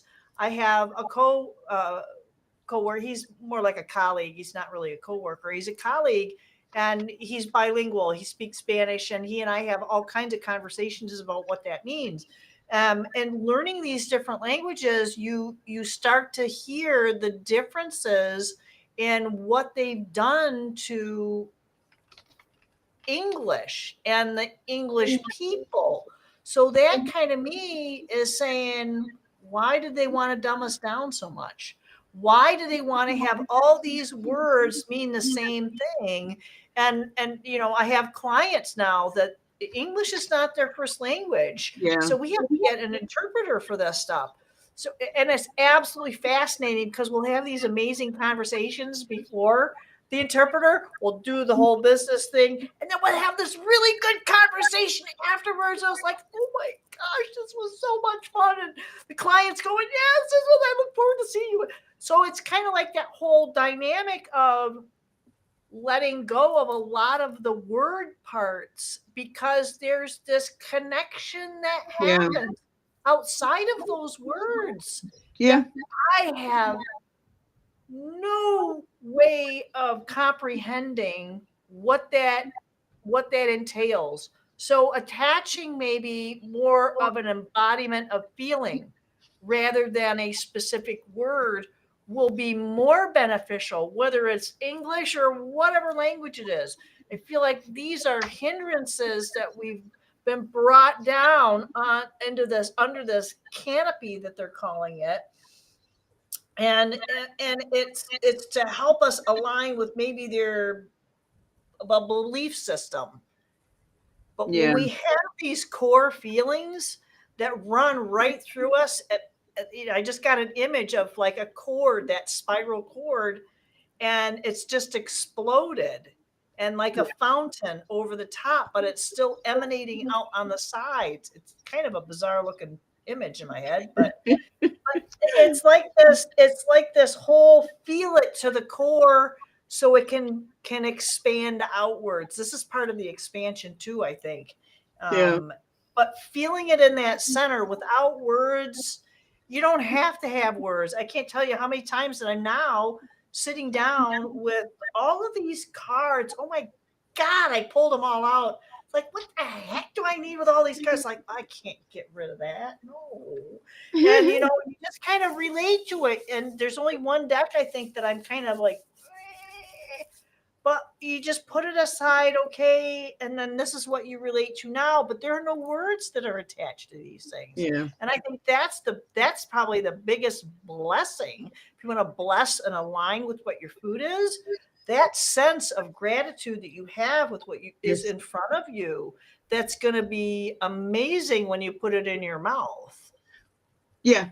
That's what I'm saying. If you fast for a couple of days, 3 days, fast for 3 days, make sure you drink plenty of water and have your salts, you'll get through it. And it's like when you get back into eating just anything, it's like wow, And it's your not table salt, appreciation. y'all. No, It's no, not table, not no, it's that's not like, you know what my aluminum. doctor told me to do with that? Throw it on your porch to melt the salt. To melt the ice. To melt the ice, that too. The salt will melt the ice. Yeah. So yeah, no, he said don't eat that. That's terrible stuff. So he Yeah. gave me a couple of ideas as to what you can use, but not that white wash yucky I use table salt's horrible. I use It pink burns. salt. Yeah, Himalayan salt or black salt. Yeah, that's what I Or like. Celtic salt, and there's also something called Redmond salt. It comes from the hills of and the flats of Utah, and it's kind of a pinkish color, but it's really good. Okay. It's kind of like the U.S. version of the Himalayan. It's the Okay, same. I can It's the only get same what I can stuff. only get. Yeah. No, they changed all our trade laws over here, so we're now getting limited of what we can get. Yep. So yeah, but I absolutely agree with you. Giving gratitude to yourself, to the experiences of, this goes deep. This goes to your inner child aspects of, your healing and stuff. What do you need to heal? Why are you healing it? Who said you were hurt? What's the hurt that you're feeling? When we start taking responsibility for ourselves, it starts with the gratitude right here, right on that plate, right in that cup, right in that reflection of the mirror. Who am I? What do I want to see? What do I want to be? What has held me back? Who has held me back? Why do I feel like I was held back? You ask yourself 101 questions, and the more you ask of yourself, the more answers you're going to get back. You'll have to work out which answer fits with the question, but this will come back to you because it's you reaching out saying, "Hey, self, I now need some communication. So now start responding to me." And you will start seeing that it will start responding to you. And you feel like, okay, well, this is a dictionary and I don't know how to read this writing that's in front of me, but I know that. Keep going through those pages because eventually you'll start understanding the words, the instructions, the feeling states. You'll be able to start saying, well, that's not my rubbish anyway. I don't need to hold on to that anymore. So now I need to research for myself, how do I disconnect from that attachment safely? There's a lot of, when we're starting to disconnect the rubbish from ourselves, there is a lot of toxicity and shit that we got to get rid of. It's like, who came from it? Why do I feel so bad about that interaction? Why did they leave this stain on me? You turn around and you get rid of that stuff and you realize, They're now carrying their own baggage, and you don't need to go back there. You don't need you. I turned the apology of sorry into, because sorry no longer has the power that it used to have. When we say sorry, it's so overused that it doesn't have that value. And it's the same as sitting down, giving that thanks to your food, giving thanks to the person who's created that alchemy in the kitchen with that love and that attention and what was going through their heads when they were making that food. Are you going to get any kind of residue? And this is where I put myself. So when I say that, for me, working in the kitchen is one of my art forms. It's an alchemy. It's a form of alchemy. So when I go in there, I know the ingredients I'm going to use. I give thanks to it before I chop it up and stick it in a pot. And I take it from there. So it's like, okay, what toxicity is in my system? How can I release this? Learning and knowing where this toxicity came from. Why is it toxic? I went through a lot of real dark stuff in my lifetime, and it was others that told me that I was in a state of hurt, that I was in a state of, Stockholm syndrome and PTSD and all these other labels they gave me.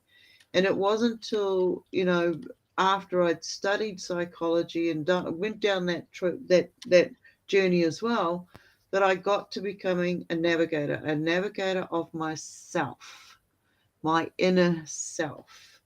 Who was it that I wanted to become? Because that stuff over there, all of their programmings and stuff, it wasn't me. It wasn't going to work on me. I'm that black sheep. So then stepping into, okay, I am now the creator.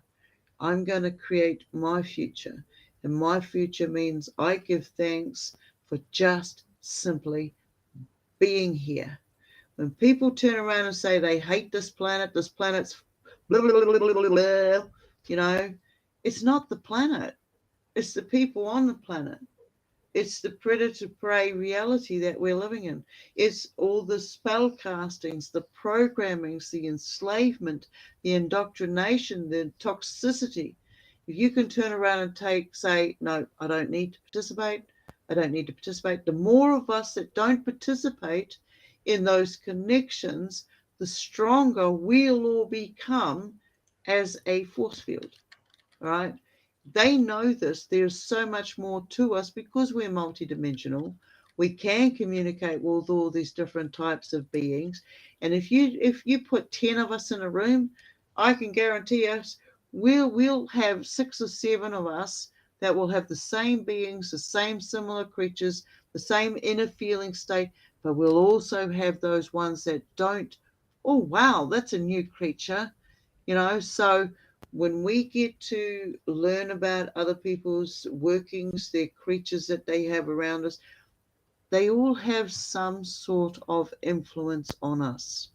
And if they can communicate with us and we can communicate with them, and always have been, because it's in our DNA, we've got to ask ourselves. I no longer say that I was just birthed. I was created. I was created to create, and we are all creators. I am now in care of this vessel, and this vessel has a lot of different countries. And on those countries, organs, there's a lot of different people. And these people speak different languages. But if I look after all these countries, they're going to be harmonic. And that harmonic is a positivity for my exterior. And that's going to resonate not just through my dimensions, but anybody who comes close enough to these dimensions are also going to feel a little bit of that shake up too. So when this planet is going through shit, we feel it. We're all empaths. When we start giving gratitude, we start giving acknowledgement. We acknowledge that we can go into so many different feeling states. We are feeling these internal tremors. We are feeling other people's feeling states, and we are having reactions to them. So when we see it and we feel it and we sense it, what are we going to do about it? We're going to fall into like, oh, I'm sick. Oh, God, I'm sick. Oh, my God. Oh, God, that pain in my shoulder. Oh, that invisible backpack is too much for me to carry. No, it's now like, I have this feeling state. I'm addressing it. I acknowledge it. I am putting out there. If you gave it to me, thank you. I don't need it anymore. If I have to say sorry, I now say thank you because you gave me the opportunity for growth. Right? It's like if you make a mistake out there in your growth process, as long as you haven't harmed somebody for grievous bodily harm or worse, you can get yourself back in that state by saying thank you for the opportunity for growth. A mistake just means I can get the opportunity to do it again, but this time I will do it better than I had the information beforehand.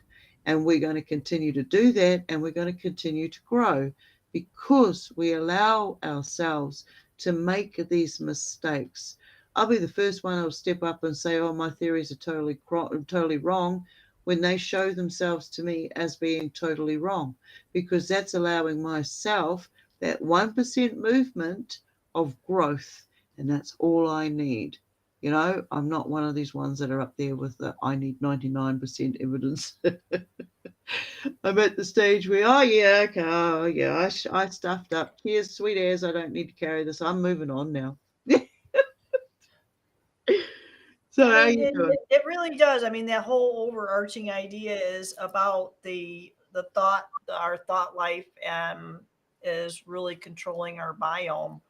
It's not just other people, and we like to externalize things and think that other people or things have caused certain ailments or conditions that are within our personal biome. It's not to say we don't have, or they have an influence on it, but you know, you talked about, blessing the food. I have a tea towel that says coffee, the most important meal of the day. So that's kind of where I sit. My morning routine is pretty quick and simple.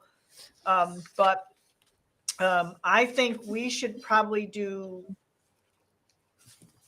Part I would like three. to do. I would like to do a little research on something that came up about healing the cycle in our thought life and manipulating our physical life, because Oh it yeah. does. And there's almost like this healing wheel. There are things that we can do within our physical realm that can facilitate healing, like our food and our environment. Something I talked to somebody not too long ago was that something that can facilitate healing is something called a hyperbaric chamber, which Oh puts you yes. in a different atmospheric Yeah. pressure, and it's really, really super effective with people that I think they use it in the sports realm. When I was working in professional hockey as a massage therapist, that's what a lot of the guys we were talking about, the HBOT, and how can these guys have this really traumatic injury and then 2 weeks later they're up and they're racing around on the ice. And it was just amazing to me when I found out afterwards about the HBOT machines. It was mind blowing. And then I have a family member who had done research on it and said that it facilitates healing. So they had someone who had a TBI, traumatic brain injury, and they were in there doing some physical therapy with them with a therapist, and it was the parent and the child. And the parent had been having some organ. I don't know if it was liver or kidney. I think it was kidneys. Had some pretty serious things going on with their kidneys. And they benefited not from doing anything, just from being in there with their child and a therapist working with the child to facilitate the healing of this individual, the child's body. She benefited from that, for her kidneys were starting to heal. Uh, Yeah.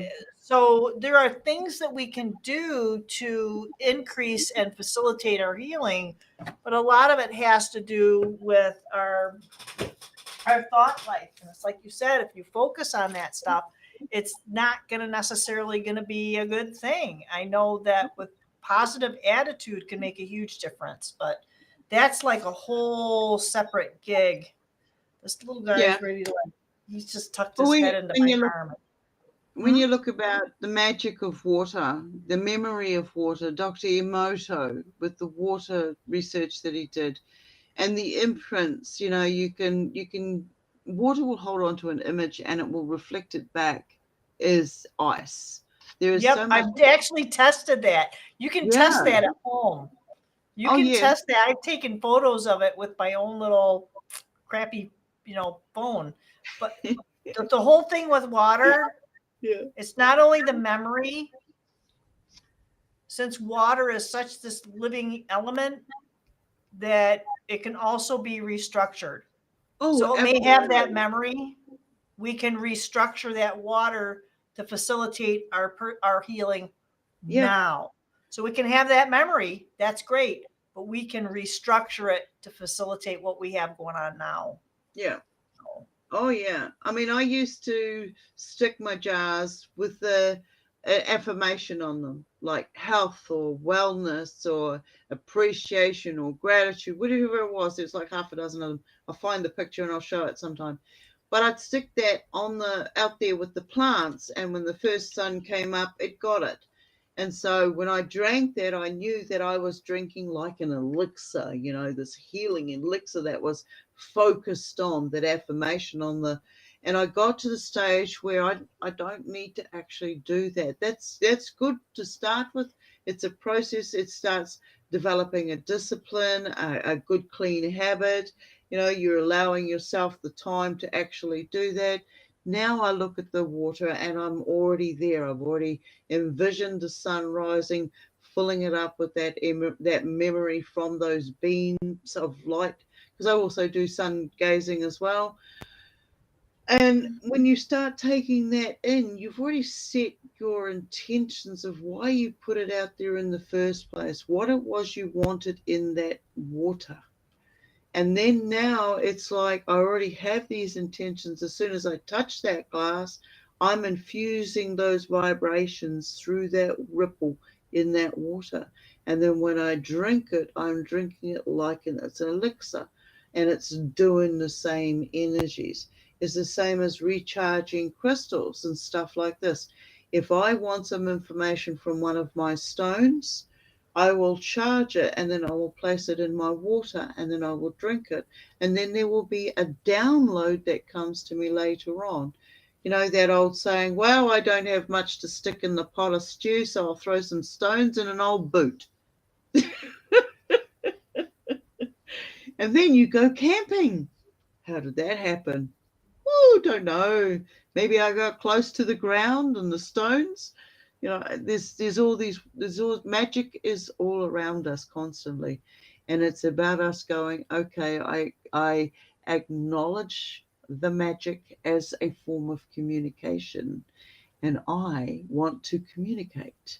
So, and it's like, okay, I know what if it tastes a certain way, it's no good. See you later. I've got to do a lot of work to transmute that in and use my energy, but over here, I've already done it. So when you're doing something and someone pisses you off, anything you do from here to here until you put yourself back in that calm state, in my concept, in my realms, is I've got to throw that out. I've got to throw that out because the information has just shown me that I don't need to take that, and that this person who's delivering that information is seeking something. Now I have to say, do I want to participate and help, or do I want to take that step out and throw that bathwater out? Hopefully there's no baby in it, but accidents do happen. Oh, Yeah, I don't know, man. I think there are accidents and there are things that are just planned events. But hey, we've oh, been going for 2 hours now. What do you think? I think we are going to have to do something next week, Friday, and kind of make this happen again because I got my day pretty planned out tomorrow. I'm going to be interviewing Constance Victoria Briggs and then set that up, and hopefully that'll get posted sometime next week for a premiere. That's going to be a whole lot of fun for me. We haven't chatted in a long time, but she's not going to talk about her books per se, but I will definitely. I mean, I really enjoyed reading her books, but she She's going to talk about her human encounters, some of the unusual experiences she's had in her life, because she's had many, and I like it that people share that. Just like when you and I did one that was really spontaneous, that I really super enjoyed that. And you said, "Oh, we gotta record this." I was like, "Okay, let's go."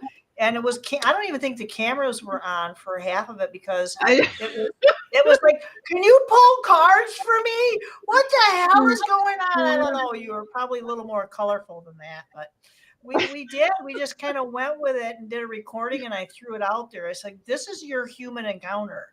I mean, this is really important for us to be able to just put stuff out there. I don't care what your story is. Your story is real. If it was real to you, it was real to you. Yeah. Whether you want to make it public or not is entirely up to you. So I have that too. I have a lot of stuff that I've recorded for people and passed on to them that never go public. And there's nothing wrong with that either. It gets it out. It gets it off their chest and makes it, there's a lot of validation and good stuff. It kind of frees your head to go on and do more productive things in your life. So anyway, that's what I'm going to do. It's 10 o'clock here, and I got this thing in my lap, and no, I've got to go and make a feed for somebody, and then I'm going to come back and have another play with this and see what we got going on and see how well it worked out. I'd like to thank. Go take care of your goat, will you? Oh my God, he's so good. If I could share my screen, if I knew how to share my screen, I'd show you with my surround house cameras now that I've got. But no, he's happy at the moment. He's got a new patch of grass and a new roof, so he's all good. He's growing. His horns are getting big. I'm gonna have to wither him shortly. So I switched my camera. That's good. That's good. That's another thing I've got to work on, is adding the second camera to it too. So thank you everybody for coming along. This is our first, it's my first official. Yay! I actually got it to work. Well done, you. How many months? But now that it's up and running, if you've got a story you want to share or something, hit us up, PM us privately. You can find us on all sorts of platforms. Or will share hers. You can find me on Facebook. You can find me at stonehobbit.com. That's my webpage. And we're in other places. This is a regular thing. So if you'd like to come and be a member, or if you'd like to come and do readings, if you do readings, PM me or Auric, and we'll see where we go from that. But from me, Stone Hobbit, thank you everybody for coming along and making this possible. And Auric, you are absolutely awesome. Yours lot. Yeah, you love me till you hate me, don't you? Look, it's a balance, okay? I am in center point, okay? I am center point, all right? So it has to stay on a balance. Yeah. Anyway, it's all good. Thank you, everybody. Much appreciation. Thank you, Auric. Any last words, lovely? And then I'm off. I'm awful. Yeah. I'm awful. Yeah, I've already set up on the Restream for my YouTube channel. All the connections, all the thingy dingies are in there, I believe. Yep, it's there. Everything's there. So you can just one click stop stonehobbit.com's in there. So away we go. Yep. Thanks so much, right. Stone. Much appreciated. Thank you, everybody. Have a good one. Ta-ta.